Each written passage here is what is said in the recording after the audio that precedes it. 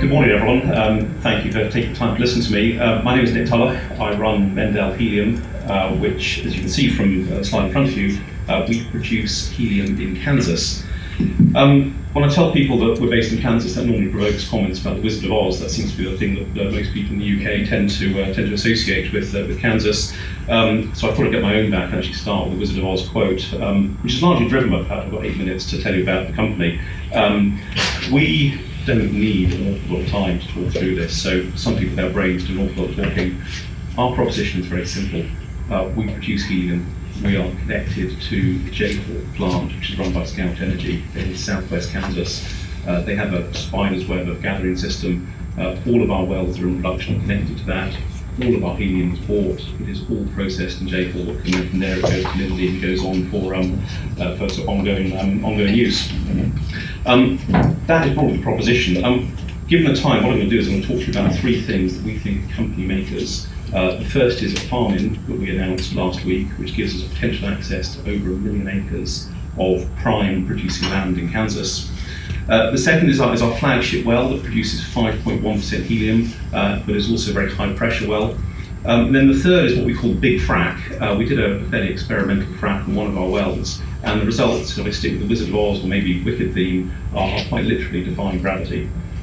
But before I get on to that, I will just talk a little bit about the helium market. The helium industry is, broadly speaking, about 10 years old. And what I mean by that is, in the past, it's been a byproduct that's come out of the ground through natural gas, through nitrogen, through other gaseous substances. But only more recently have people been exploring for helium as the main resource. You can see on the pie chart at the bottom the main uses of helium. People tend to think of balloons. Actually, lifting gas tends to be about a 4th most popular use of helium. Medical devices, electronic devices, the phones that probably sit in your pocket or maybe in your hand if you're not very interested in what I'm saying, they would have had helium involved in the manufacture. This will be probably a wee bit controversial, but I'll start by saying the helium price is actually falling. It seems like a kind of odd thing for someone who's in the helium business to say that the price is falling. Helium 4.0 is over. If you're familiar with the helium market, you'll know exactly what that is. If you're not, you probably think I'm making it up.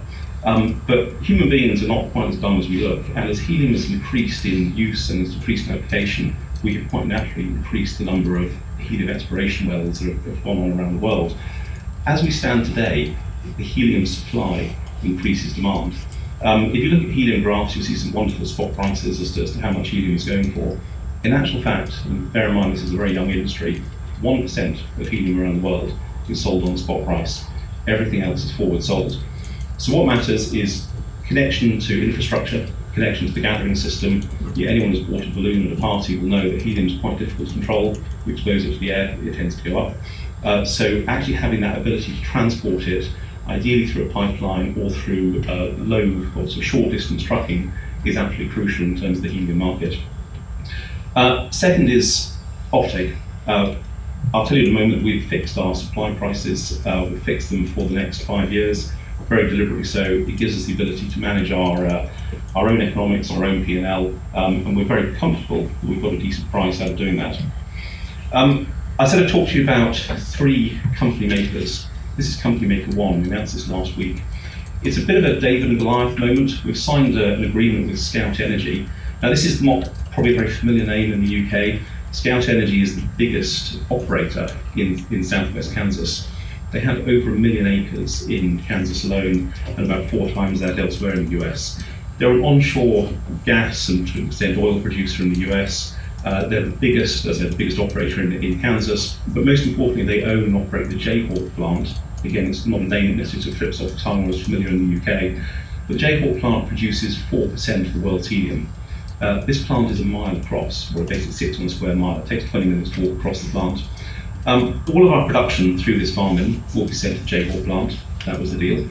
But the takeaway points here are that we have access right now to over 160,000 acres. We have an exclusive arrangement with Scout, and we have a right of first refusal over the rest of their acreage in Kansas. So that's up to 1 million acres.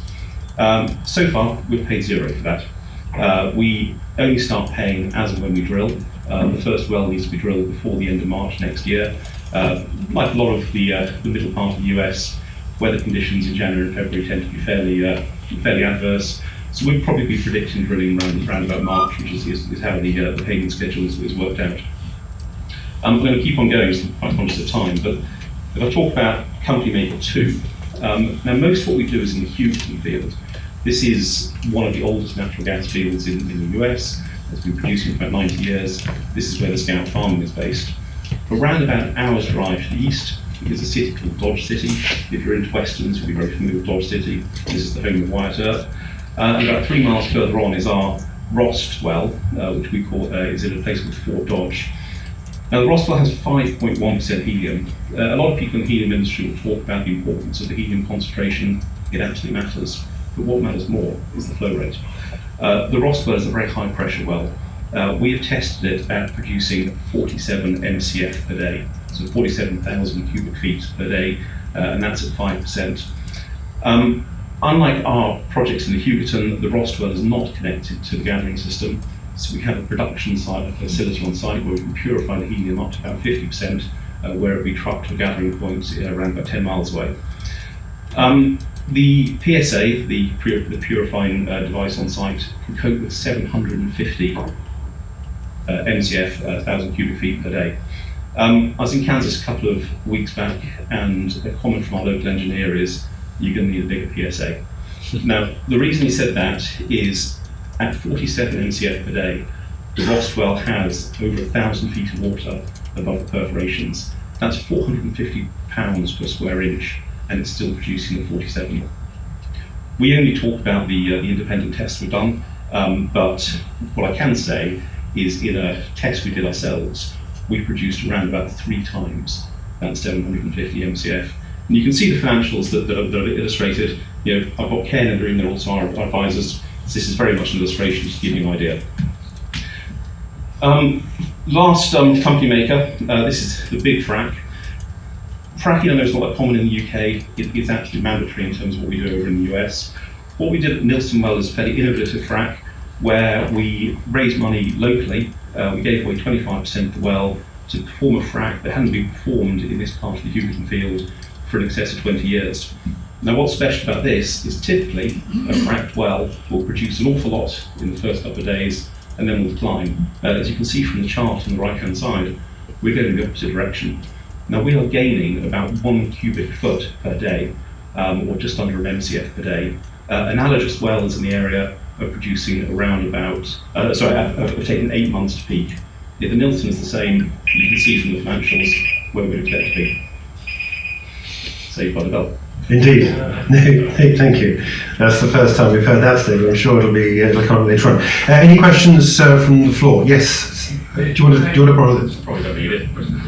Nick, you say only 1% of helium is spot, so you're relying on forward sales. I mean, we know how gold forwards and copper forwards work.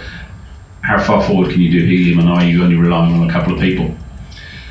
Well, we're only relying on one person, or one group, which is Scout Energy, who are the biggest producer in our region, and the second biggest producer in the US. We're fixed for 5 years. We did that last week. It was very considered. You know, we are unashamedly an early stage company.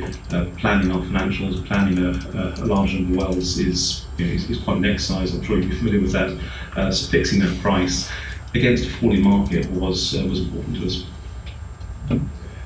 Anybody else with a question? Quick question. Elections, Donald Trump, what's the difference? Kansas-based, London-listed? Oh, I mean, it's a stroke of luck. I mean, Kansas is a huge Trump state. I think if Trump hadn't won, we'd probably be going to war against Capitol Hill. So I think Kansas was 57% in favour of Trump. The theory is that the Republicans being in power is better for the E&P industry, and we're more P than E. But I think what we should see is a more business-friendly US. I don't know if we were that exposed to it, but if we had to call it, we'd probably rather have Trump. What I have noticed is that Scout, who obviously we're very, very close to, are extremely keen on Trump. And I can imagine their mood would have been quite different had we had a different result in the election. Nick, thanks so much indeed. Nick Tulloch, Chief Executive of Mendell Helium. If you enjoyed this interview, then give us a thumbs up, a like or a retweet. Subscribe to us on YouTube or follow us on Twitter and hit that notification bell to be the first to know when we release new content. There's loads of great content on our website too, across all our programmes at stopboxmedia.com. Thank you for watching.